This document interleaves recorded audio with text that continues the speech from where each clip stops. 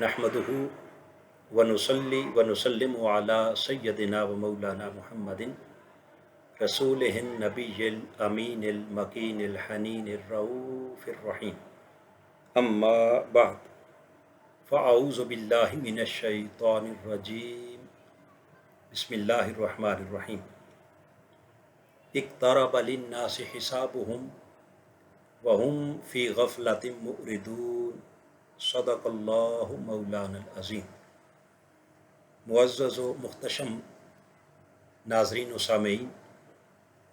اللہ رب العزت کی توفیق اور آقا دو جہاں صلی اللہ تعالیٰ علیہ وآلہ وسلم کے نالین پاک کے تصدق سے آج ہم اس نہایت ہی مقدس، مبارک اور پاکیزہ نشست میں حاضر ہیں۔ جیسا کہ آپ احباب جانتے ہیں کہ ہماری ان نشستوں میں جس موضوع پر ہم اظہار خیال کر رہے ہیں وہ ہے علامات قیامت۔ آقا دو جہاں صلی اللہ تعالیٰ علیہ وآلہ وسلم کی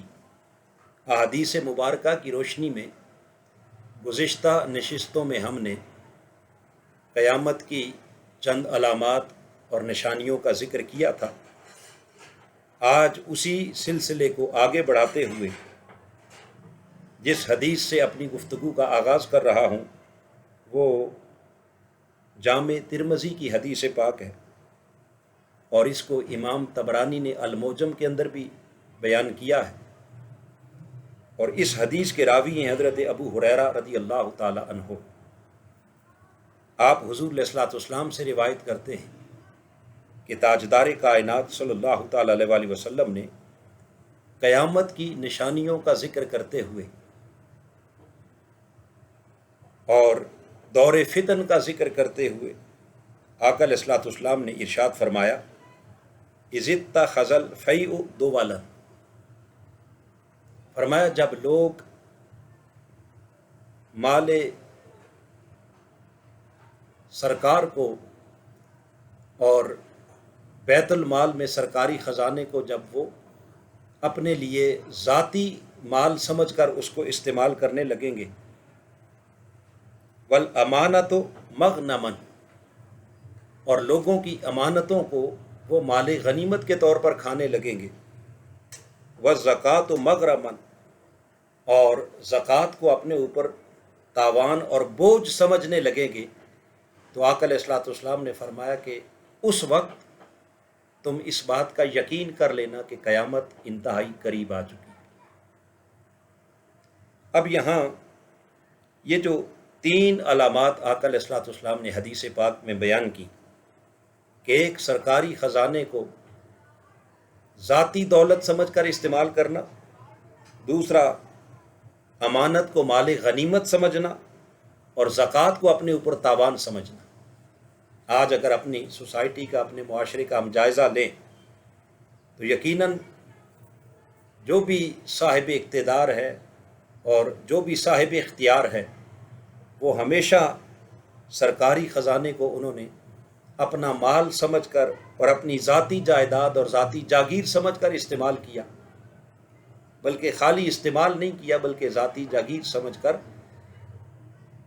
سرکاری خزانے کو ہمیشہ لوٹنے کی کوشش کی۔ اور دوسری طرف جو آقا علیہ السلام نے فرمایا کہ والامانۃ مغنما، کہ لوگ امانت کو مال غنیمت سمجھیں گے۔ تو مال غنیمت کیا ہے؟ مال غنیمت وہ ہے کہ جو جنگ جیتنے کے بعد جو مسلمان مجاہدین کے درمیان تقسیم کر دیا جاتا ہے، اور جب اس مال کو تقسیم کر دیا جاتا ہے تو پھر ہر مجاہد اپنے حصے کے اس مال کا مالک بن جاتا ہے۔ لہٰذا غنیمت کا مال تو ہر شخص کی اپنی ذاتی ملک میں آ جاتا ہے، جبکہ آقا علیہ الصلوۃ والسلام نے فرمایا کہ لوگ امانت کو ایسے استعمال کریں گے جیسے ان کی اپنی ذاتی ملکیت۔ اب یہاں جو امر انتہائی قابل توجہ ہے وہ یہ کہ امانت کے اندر خیانت ہونے لگے گی، سرکاری خزانے کے اندر لوٹ مار ہونے لگے گی، اور زکوٰۃ کے مال کو والزکوٰۃ مغرما، زکوٰۃ کو لوگ اپنے اوپر تاوان سمجھیں گے، ایک بوجھ سمجھیں گے، اور زکوٰۃ دیتے ہوئے ان کے دل کھنچیں گے۔ امانت کا تصور آقا علیہ الصلوۃ والسلام نے خود اپنی سنت اور سیرت سے جو دیا کہ اپنے جان کے دشمن اور خون کے پیاسے اہل مکہ جو حضور علیہ الصلوۃ والسلام کے کاشانہ اقدس کا گھیرا ڈال کے کھڑے تھے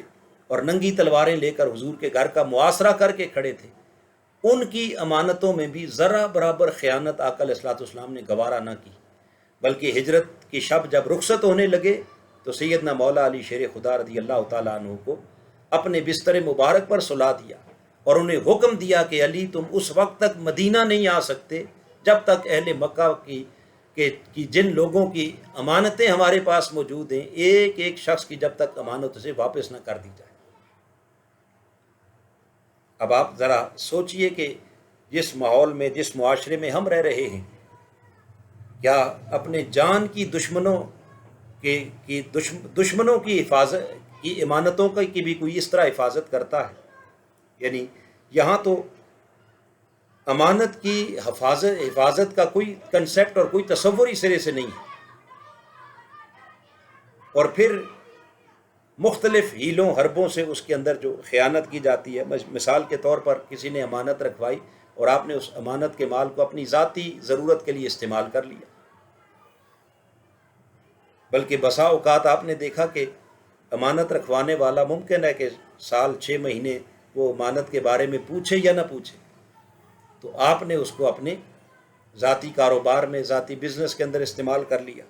اور اس سے پروفٹ کمایا، اور پھر جب امانت لٹانے کا وقت آیا تو تھوڑا تھوڑا کر کے اس کو واپس لٹا دیا، اور اینڈ پر آپ نے کہا جی جو کچھ آپ نے امانت کے طور پر رکھا تھا وہ سب میں نے ایک ایک پائی واپس کر دی ہے، میرے ذمہ تو اب کچھ بھی نہیں ہے۔ وہ اپنے آپ کو سمجھتا ہے میں بڑا امانت دار ہوں، مگر اتنا عرصہ جو اس مال کو استعمال کیا اور اس مال کو استعمال کر کے اس سے جو کچھ کمایا ہے وہ بھی در حقیقت اس کا اپنا مال نہیں، بلکہ وہ بھی سب اس کے پاس امانت ہی تھا۔ امانت داری کا تقاضا تو یہ ہے کہ اس میں اس مال سے کوئی کسی قسم کی منفعت اور کسی قسم کا کوئی فائدہ بھی نہ اٹھایا جائے۔ تو آقا علیہ السلام نے فرمایا کہ جب لوگ امانت میں خیانت کرنے لگیں اور زکوٰۃ کا مال، چونکہ زکوٰۃ کا مال صاحب نصاب کے اوپر زکوٰۃ ہوتی ہے، اور صاف ظاہر ہے کہ صاحب نصاب وہی شخص بنتا ہے جس کو اللہ نے اتنی مالی وسعت دی ہے کہ وہ اس کی تمام اپنی ذاتی ضروریات کو پورا کر کے ان ضروریات کے علاوہ اگر اس کے پاس سال بھر 7.5 تولے سونا یا 52.5 تولے چاندی یا اس کے برابر اتنا مال اس کے پاس ایک سال بھر ایکسٹرا اضافی پڑا ہوا ہے جو اس کی کسی ضرورت میں نہیں آ رہا، تب جا کر خالق کائنات نے فرمایا کہ اے بندے تو نے اس مال میں سے صرف 2.5% 2.5% جو ہے وہ صرف اللہ کی راہ میں آپ نے بطور زکوٰۃ دینی، لیکن اتنا مال، اور وہ مال بھی ہمارا اپنا نہیں، وہ بھی اللہ کا دیا ہوا ہے، تو اللہ کے دیے ہوئے اس مال میں سے، اور وہ مال جو ہماری ضرورت سے بھی اضافی ہے اور پورا سال گزر گیا ہماری ضرورت میں نہیں آیا، اس مال سے اللہ پاک نے جب 2.5% زکوٰۃ مانگی تو میرے آقا نے فرمایا کہ اس کو بھی اگر کوئی شخص اپنے اوپر تاوان سمجھتا ہے، اپنے اوپر ناروا بوجھ سمجھتا ہے، اور اس زکوٰۃ کی ادائیگی میں بھی اس کا دل اگر کھنچنے لگتا ہے، وہ خوش دلی سے ادا نہیں کرتا، تو پھر حضور علیہ السلام نے فرمایا جب ایسا زمانہ آ جائے تو سمجھ لینا کہ اس وقت قیامت قریب آ گئی۔ اور آگے حضور علیہ السلام نے فرمایا وَتُعَلِّمَ لِغَيْرِ الدِّينِ، پھر لوگ علم حاصل کریں گے مگر وہ علم دین کے لیے نہیں، وہ علم حصول دنیا کے لیے، حصول مال کے لیے، حصول معاش کے لیے علم حاصل کریں گے۔ تو جب کثرت کے ساتھ یعنی دینی علوم کو لوگ چھوڑ کر دنیاوی علوم کی طرف مائل ہونے لگے اور ان کے نزدیک ان کی پہلی ترجیح دین نہیں بلکہ مال دنیا، اسباب دنیا بن جائے، تو تب بھی فرمایا کہ انتظار کرنا، قیامت تمہارے قریب آ گئی۔ اور اگلی علامت جو اسی حدیث میں آقا علیہ السلام نے بیان کی وہ ہے، فرمایا وَأَطَاعَ الرَّجُلُ امْرَأَتَهُ وَأَبْقَى أُمَّهُ، کہ جب قیامت قریب آئے گی تو قرب قیامت کی علامات میں سے ایک علامت یہ بھی ہے کہ لوگ اپنی بیویوں کی اطاعت کرنے لگیں گے اور بیٹے اپنی ماؤں کی نافرمانی کرنے لگیں گے۔ اب یہاں یعنی ماں کے مقابلے میں بیوی کو جب ترجیح دی جانے لگے گی، ایک بات ماں کہتی ہے تو اس بات کو رد کر دیا جاتا ہے، اور اس سے بھی بڑی بات اگر بیوی کہتی ہے تو اس کو سر تسلیم خم کر لیا جاتا ہے۔ تو آپ اگر اپنے معاشرے کا جائزہ لیں تو کیا ایسا نہیں ہو رہا کہ ماں کی بات وہ بڑی بوجھل محسوس ہوتی ہے، جبکہ بیوی کی کوئی بات بھی بوجھل محسوس ہونے کے بجائے خوش دلی کے ساتھ اس کی اطاعت اور اس کی فرما برداری کو اپنے لیے اعزاز اور اپنے لیے جو ہے وہ خوش دلی کا باعث سمجھا جاتا ہے۔ تو حضور علیہ الصلوۃ والسلام نے فرمایا کہ جب ماں کے مقابلے میں بیٹا بیوی کو ترجیح دینے لگے اور ماں کی نافرمانی کرنے لگے اور بیوی کے حکم کو ماننے لگے تو فرمایا اس وقت بھی سمجھ لینا کہ قیامت تمہارے قریب آ گئی۔ اور اس سے اگلی علامت پھر آقا علیہ الصلوۃ والسلام نے اسی سے متعلق بیان کی، فرمایا کہ قرب قیامت کی علامات میں سے ایک علامت یہ بھی ہے وَأَدْنَا صِدِّيقَهُ وَأَقْصَى أَبَاهُ، یعنی ایک طرف بیٹا اپنی ماں کی نافرمانی کر کے بیوی کی فرما برداری کر رہا ہے، اور دوسری طرف وہ بیٹا اپنے باپ سے دور بھاگ رہا ہے اور دوستوں کے قریب جا رہا ہے۔ ادنا صدیقہ، وہ اپنے دوستوں کی قربت میں زیادہ اپنے آپ کو کمفرٹ فیل کرتا ہے، وہ اپنے دوستوں کو زیادہ ترجیح دیتا ہے، وہ اقصا ابا ہو، اور اپنے والد سے اپنے باپ سے دور دور بھاگتا ہے، یعنی باپ سے دوری اختیار کرتا ہے اور دوستوں کی قربت اختیار کرتا ہے۔ فرمایا جب ایسا زمانہ آ جائے کہ ماں کو چھوڑ کر بیوی کی اطاعت ہونے لگے اور باپ کی قربت کو چھوڑ کر دوستوں سے قرب بڑھنے لگے،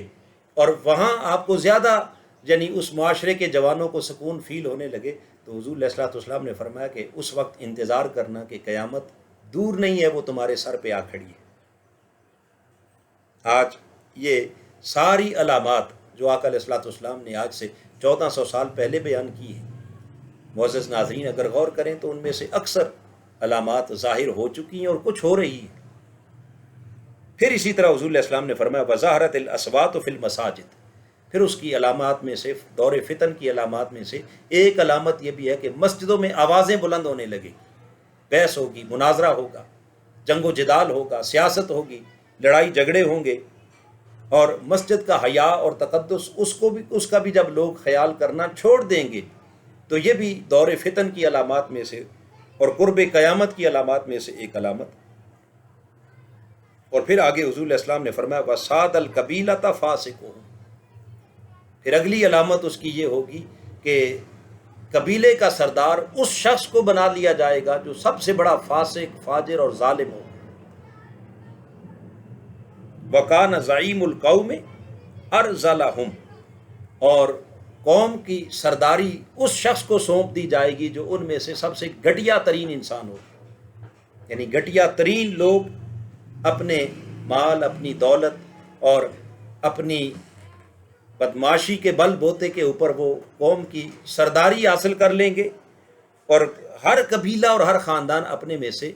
نمبرداری اور سرداری جب دے گا تو وہ شرافت، علم، دیانت، صداقت ان چیزوں کی بنا پر نہیں بلکہ کس کی بنا پر فاسق ہوں، یعنی ان میں سے جو فاسق ترین لوگ ہوں گے، ظالم لوگ ہوں گے، رساگیر ہوں گے، بدماش ہوں گے، وہ اپنے قبائل کے بھی سردار بن جائیں گے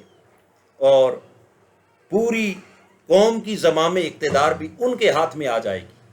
تو حضور علیہ الصلوۃ والسلام نے ارشاد فرمایا کہ جب ایسا زمانہ آ جائے کہ ہر قبیلے کا سردار بھی فاسق اور ظالم ہو جائے، قوم کا سردار بھی فاسق اور ظالم ہو جائے، اور اگلی بات جو اس سے بھی بڑی اہم قابل توجہ ہے وہ یہ فرمایا وَأُكْرِمَ الرَّجُلُ مَخَافَةَ شَرِّهِ، پھر وہ ایسا دور ہوگا کہ جس میں ہر شخص کی عزت اس کے شر سے بچنے کے لیے، اس کے فتنہ کے خوف سے اس کی عزت کی جائے گی۔ اب معزز ناظرین یہ امر انتہائی قابل توجہ ہے کہ عزت کا معیار کیا بنے گا۔ لوگ ڈر کے مارے، خوف کے مارے اور کسی ظالم اور شریر کے شر سے بچنے کے لیے اس کی رسپیکٹ کریں گے، حالانکہ قرآن کہتا ہے ان اکرمکم عند اللہ اتقاکم، کہ تم میں سے اللہ کی بارگاہ میں عزت کے لائق تو وہ شخص ہے جو سب سے بڑا متقی ہے، جو سب سے بڑا پرہیزگار ہے، جو حسن اخلاق کا مالک ہے، جس کی عادات اچھی ہیں، جو صاحب علم ہے، جو صاحب تقوی ہے، جو صاحب زہد و ورع ہے، وہ شخص لائق عزت ہے۔ مگر میرے آقا نے فرمایا کہ قیامت کے قریب جب احوال بدلیں گے، معیارات بدلیں گے، ترجیحات بدلیں گی، تو اس وقت لوگوں کی عزت ان کے تقوی کی وجہ سے نہیں، ان کی پارسائی کی وجہ سے، پرہیزگاری کی وجہ سے، دینداری کی وجہ سے، ان کی امانت، دیانت اور صداقت اور شرافت کی وجہ سے نہیں، بلکہ سب سے زیادہ عزت اس شخص کی جائے گی جو سب سے بڑا بدماش ہوگا، رساگیر ہوگا، جو ظالم ہوگا۔ کیوں؟ مخافت شرہ اکرم الرجم، لوگ اس کی عزت دل سے عزت نہیں کر رہے ہوں گے، بلکہ اس کے شر سے، اس کے فتنہ سے بچنے کے لیے، اس سے خوف زدہ ہو کر، یعنی ایسا زمانہ ہوگا کہ لوگ دل سے اسے برا جانیں گے، ہر ایک کو پتا ہوگا یہ فاسق ہے، یہ ظالم ہے، یہ قاتل ہے، یہ چور ہے، یہ شرابی ہے، زانی ہے، ڈاکو ہے۔ پیچھے بیٹھ کر باتیں بھی کریں گے مگر سامنے آئیں گے تو اس کے فتنہ اور اس کے شر سے بچنے کے لیے ہر کوئی اس کو سلوٹ کرے گا، سلام کرے گا۔ جو پیچھے کھڑے ہو کر زیادہ باتیں کرنے والے ہوں گے، جو ہی سامنے آئیں گے تو وہ سب سے آگے بڑھ کر چودھری صاحب کو سلام کر رہے ہوں گے، وڈیروں کو، جاگیرداروں کو ان کی خوشامد کر رہے ہوں گے۔ تو گویا جب عزت کا معیار یہ بن جائے کہ لوگ ظالموں، فاسقوں کی خوف کے مارے، ڈر کے مارے ان کی عزت کرنے لگے، اور پھر آگے آقا علیہ السلام نے فرمایا وَظَهَرَتِ الْكَيْنَاتُ وَالْمَعَازِفُ، اور ہر طرف گانے بجانے کے آلات اور گانے بجانے والی جو پروفیشنل سنگرز ہیں ان کا دور دورہ ہوگا، یعنی موسیقی، ڈانس، ناچ، گانا، یہ فحاشی اریانی جب پورے معاشرے کے اندر عام ہونے لگ جائے تو آقا علیہ السلام نے فرمایا کہ اس دور فتن کی اور قرب قیامت کی علامات میں سے ایک علامت یہ بھی ہے۔ اور آج ہم دیکھ لیں کہ یہ ساری علامات کسی حد تک، بڑی حد تک ظاہر ہو چکی ہیں۔ گانا بجانا بھی ہے، رقص و سرود کی محفلیں بھی ہیں، ڈانس پارٹیز بھی ہیں، اور پھر یہ جو موسیقی ہے، گانا بجانا ہے، یہ تو تقریباً ہر گھر کے اندر پہنچ چکا ہے، ٹیلی ویژن کے ذریعے، نیٹ کے ذریعے، موبائل کے ذریعے، ہر شخص کے پاس، اور کوئی شخص بھی اس سے آج اپنے آپ کو بچانا بھی چاہے تو وہ بچ نہیں سکتا۔ تو فرمایا جب یہ عام ہو جائے گا، وَشُرِبَتِ الْخُمُورُ، اور پھر آگے حضور علیہ السلام نے فرمایا کہ جب لوگ کثرت کے ساتھ شراب پینے لگ جائیں گے، جب کثرت کے ساتھ شراب نوشی ہوگی، تو آپ دیکھ رہے ہیں کہ آج اس دور کے اندر جو بڑے بڑے جاگیردار ہیں، وڈیرے ہیں، سرمایہ دار ہیں، ایلیٹ کلاس جو اپنے آپ کو کہتے ہیں، ان کے ہاں وہ ناچ، گانا، ڈانس پارٹیز بھی ہیں، اور ان کی مجالس اور محافل کے اندر اور ان کی پارٹیز کے اندر جو ہے وہ شراب بھی کھلے عام چلتی ہے، شادیوں میں چلتی ہے، پارٹیوں میں چلتی ہے۔ تو یوں آقا علیہ الصلوۃ والسلام نے فرمایا کہ شراب بھی عام ہو جائے گی، ناچ گانا عام ہو جائے گا، اور لوگ جو ہے وہ بڑے بڑے بدماشوں کی، ان کے خوف کی وجہ سے ان کی عزت بھی کرنے لگ جائیں گے۔ اور پھر اگلی بات جو آقا علیہ السلام نے بیان کی وہ فرمایا وَلَعْنَ الْآخِرُ هَٰذِهِ الْأُمَّةِ أَوَّلَهَا، کہ اس امت کے آخر کا آخری طبقہ جو ہوگا، یعنی ماڈرن طبقہ جو ہوگا، وہ اس امت کے پچھلے گزرے ہوئے طبقات کے اوپر لان تان کرے گا، انہیں برا بھلا کہے گا۔ یعنی جو نوجوان نسل ہے، ماڈرن دور کے جو لوگ ہیں، وہ اپنے پچھلے بزرگوں کو، اپنے باپ کو، دادا پردادا، وہ جو پیچھے سادہ لوگ گزرے ہیں، دیندار لوگ گزرے ہیں، جن کا راستہ دین کا راستہ تھا، سادگی کا راستہ تھا، وہ ان کو برا بھلا کہیں گے، ان کی عزت رسپیکٹ کرنے کے بجائے وہ ان کو ڈی گریڈ کریں گے، انہیں کم تر حقارت کی نگاہ سے دیکھیں گے۔ اور آج ہم دیکھ رہے ہیں کہ نوجوان نسل جو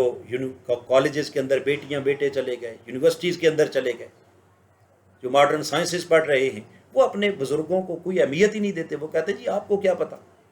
جو کچھ جانتے وہ ہم جانتے ہیں، آپ تو ایسے ہی ڈارک ایج کے لوگ ہیں، دور جاہلیت کے لوگ ہیں، آپ کو تو خبر ہی کوئی نہیں ہے۔ تو معزز ناظرین، جس وقت یعنی ماڈرن طبقہ اپنے بزرگوں کی، ان کی سادگی کا مذاق اور تمسخر اڑانے لگے گا اور ان کو حقارت کی نگاہ سے دیکھنے لگے گا،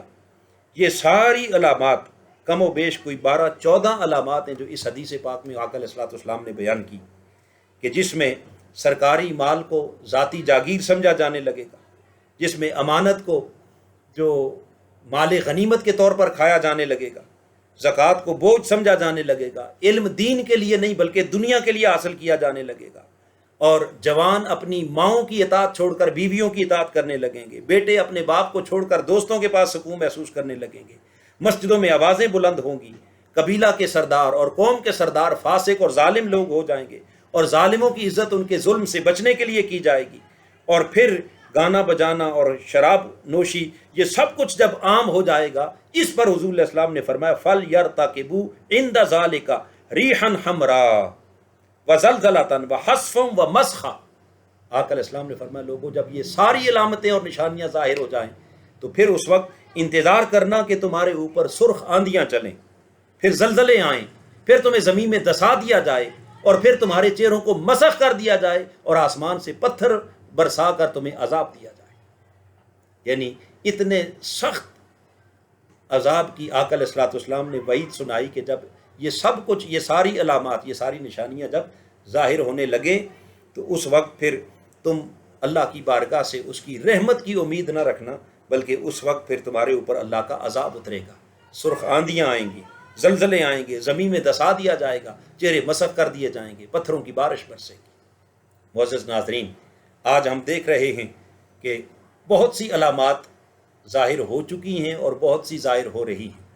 آئیے قبل اس کے کہ یہ سب علامتیں اپنے پورے عروج پر ظاہر ہو جائیں اور ہر طرف فتنوں اور فسادات کا ماحول ہو، اور پھر اس ماحول میں اللہ کا عذاب اترے، قبل اس کے کہ سرخ آندیاں چلیں، قبل اس کے کہ آسمان سے پتھر برسیں، قبل اس کے کہ ہمیں زمین میں دسا دیا جائے، ہماری چہرے مسخ کر دیے جائے، شکلیں بگاڑ دی جائیں، اس سے پہلے آئیے تاجدار کائنات نے یہ سب کچھ بیان اس لیے کیا کہ جب یہ ماحول آہستہ آہستہ ڈیولپ ہونا شروع ہو جائے تو اللہ کے حضور سچے دل سے تائب ہو جائے، اپنے رب سے معافی مانگ لیں اور اپنی اصلاح کر لیں، اپنے معاشرے کو، اپنے آپ کو، اپنے اہل و عیال کو بدلنے کی کوشش کریں، اس لیے کہ اگر آج بھی ہم صدق اور اخلاص کے ساتھ اللہ کے حضور تائب ہو گئے اور اپنے آپ کو بدلنے کی کوشش کی تو یقیناً خالق کائنات کی رحمت وہ آگے بڑھ کر اپنے گناہگار بندوں کا استقبال کرنے کے لیے آج بھی تیار ہے۔ لیکن اگر ہم نے ان تمام حالات کے اندر بھی اگر اس کی رحمت کو آواز نہ دی اور اس کی بارگاہ میں تائب نہ ہوئے اور اپنی اصلاح نہ کی تو پھر وہ وقت دور نہیں کہ ہم اللہ کے عذاب کا شکار ہو جائیں گے، اور پھر اس عذاب کے بعد بڑا زلزلہ جو قیامت کا زلزلہ ہے، آقا علیہ السلام نے فرمایا کہ اسے بھی اپنے سے پھر دور نہ سمجھنا، وہ قیامت بھی تمہارے یقیناً سر پہ آ کے کھڑی انتظار کر رہی ہے۔ معزز ناظرین، یہ اس حدیث پاک کے اندر یہ 12 یا 14 علامات جو ایک طویل حدیث پاک آقا علیہ الصلوۃ والسلام کی حضرت ابو ہریرہ رضی اللہ تعالیٰ عنہ کی روایت سے ہم نے بیان کی ہے، اور علاوہ اس کے حضور علیہ الصلوۃ والسلام نے جو دیگر علامات قیامت کی بیان کی ہیں، انشاءاللہ اللہ رب العزت نے چاہا تو ہم اپنی ان نشستوں میں ایک تسلسل کے ساتھ اس سلسلے کو آگے جاری رکھیں گے۔ خالق کائنات ہمیں حق کو سمجھنے کی اور اس کے مطابق عمل کی توفیق عطا فرمائے۔ آمین وما علینا الا البلاغ۔